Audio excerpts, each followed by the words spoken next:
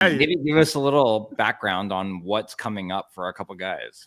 Yeah, no, that's a good point. That's a fair question too, Bobby, because I think he's going to do something else, isn't he? Like he's not going to just that's the only trade he's going to make. Right. Brandstrom is a really interesting one to me because I think he's reached his ceiling here, right? And like 2 or 3 years ago, I think there was a feeling like maybe Erik Brandstrom would be a top 4 guy. I don't think it's going to be in the cards for him here, based on who's ahead of him on the depth chart, a variety of factors. I think I like the player. I think he can go somewhere else and run a second unit power play, get an opportunity to do some things.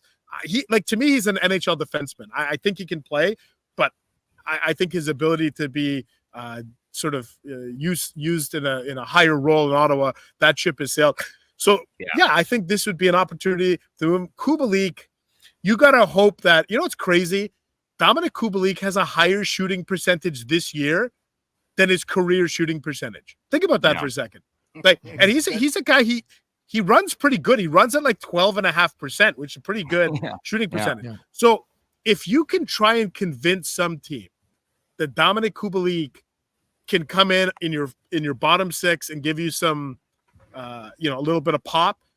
The only problem is he's only popped offensively when he's played with the elite talent. Like he has to play in your top 6, and I don't think he can. So that's going to be an interesting one. But and Steos told us yesterday he doesn't anticipate eating money to be a broker on a third-party deal so they can get a draft pick. He just doesn't think that they're going to do that in the next 24 hours.